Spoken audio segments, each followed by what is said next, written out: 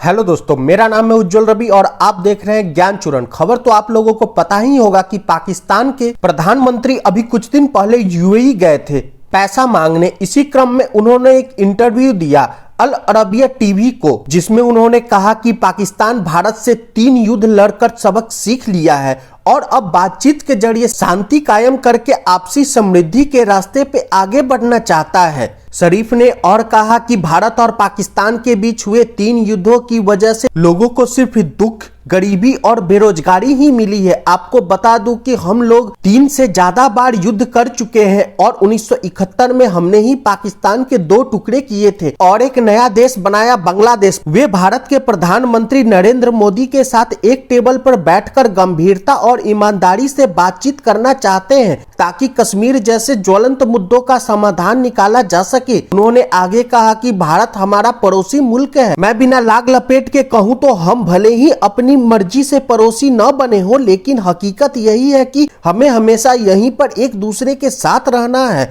अब यह हम पर है कि हम शांतिपूर्ण ढंग से रहकर तरक्की की राह पे आगे बढ़ते हैं या फिर आपस में लड़कर अपने वक्त और संसाधन बर्बाद करते हैं। हमने अपना सबक सीख लिया है और अब हम भारत के साथ अमन कायम करके जीना चाहते हैं, बशर्ते हम अपनी वास्तविक समस्याओं को दूर कर पाएं। पाकिस्तान की समस्या है कि एक वक्त की रोटी कैसे जुटाई जाए। वहाँ के लोग रोटी के लिए लड़ रहे हैं, महंगाई जान ले रही है। कराची पोर्ट पर जरूरी सामान पड़े हैं पर इतना पैसा नहीं है कि उनको खरीद सके। उनकी समस्या ये है कि देश कैसे चलाए। भारत में शिक्षा लेकर बच्चे डॉक्टर, इंजीनियर बन रहे हैं तो वहीं पाकिस्तान में बच्चे शिक्षा लेकर आतंकवादी बन रहे हैं। जब पेड़ रोपा बबूल का तो आम कहां से पाए। शहबाज शरीफ ने आगे कहा कि दोनों ही देशों में बड़ी संख्या में कुशल कामगार हैं। हमें अपने इन संस्थाओं का इस्तेमाल करके समृद्धि हासिल करनी चाहिए और पूरे क्षेत्र में शांति स्थापित करनी चाहिए ताकि दोनों देश तरक्की कर सके। आपको बता दूं कि भारत अपने संसाधनों का सही से इस्तेमाल कर रहा है। हमारे लोग वर्ल्ड की बड़ी कंपनियों को चला रहे हैं। हमारे देश की कंपनियां पूरी दुनिया में फैली है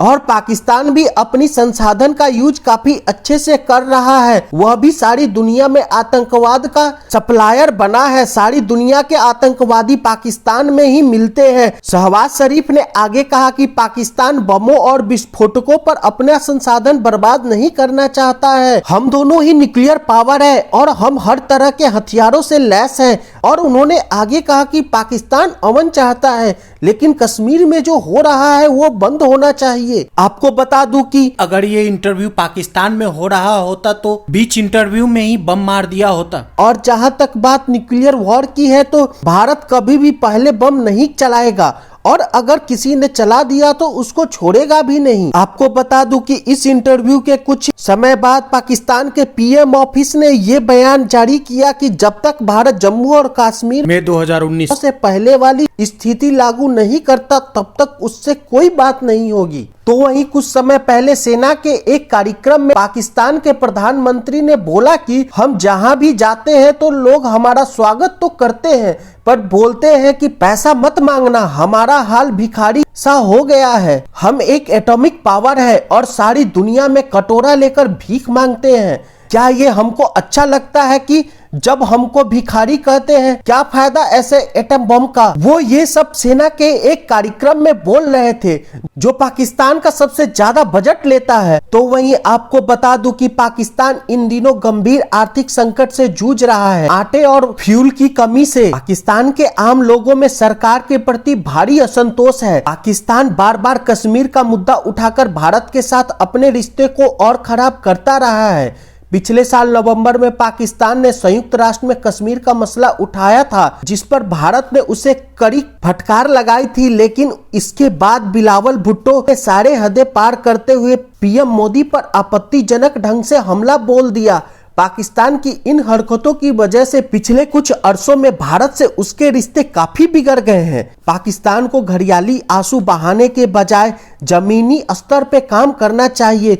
पाकिस्तान की सरजमी से चलने वाले लश्कर ए तैयबा के अब्दुल रहमान मक्की को संयुक्त राष्ट्र की ग्लोबल टेररिस्ट के लिस्ट में डाला गया है। मक्की प्रतिबंधित आतंकवादी संगठन लश्कर ए तैयबा में हाफिज सईद के बाद दूसरे नंबर पर आता है। संयुक्त राष्ट्र सुरक्षा परिषद ने मक्की को जिस लिस्ट में डाला है उसे 1267 ISIL और अल-कायदा समिति कहा जाता है। इस लिस्ट में किसी व्यक्ति या संस्था का नाम तब जोड़ा जाता है जब उसके आतंकवादी गतिविधियों में शामिल होने के पुख्ता सबूत हो। पिछले साल भी संयुक्त राष्ट्र सुरक्षा परिषद ने मक्की को ग्लोबल टेररिस्ट की लिस्ट में डालने का प्रस्ताव रखा था, लेकिन चीन ने अड़ंगा लगा दिया था। हालांकि इस बार चीन ने रोक नहीं लगाई। संयुक्त राष्ट्र सुरक्षा परिषद ने पाकिस्तान के 150 से ज्यादा आतंकवादी संगठन और आतंकवादियों को ग्लोबल टेररिस्ट के लिस्ट में डाल रखा है। इसमें हाफिज सईद, जकी उर रहमान लखवी, मसूद अजहर,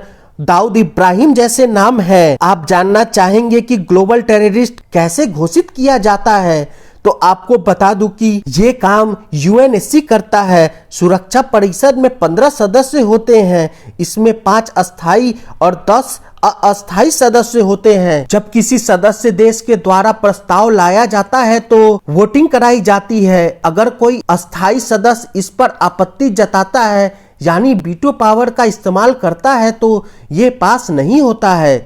इसके बाद कम से कम 6 महीने तक वह प्रस्ताव नहीं लाया जा सकता है। सभी सदस्यों की सहमति मिलने के बाद व्यक्ति या संस्था का नाम 1267 ISIL और अल-कायदा समिति की लिस्ट में डाल दिया जाता है। इसके बाद वह व्यक्ति या संस्था ग्लोबल टेररिस्ट घोषित हो जाता है। इस लिस्ट में जिस किसी भी व्यक्ति का नाम आता है उसके खिलाफ 3 तरह की कार्रवाई की जाती है।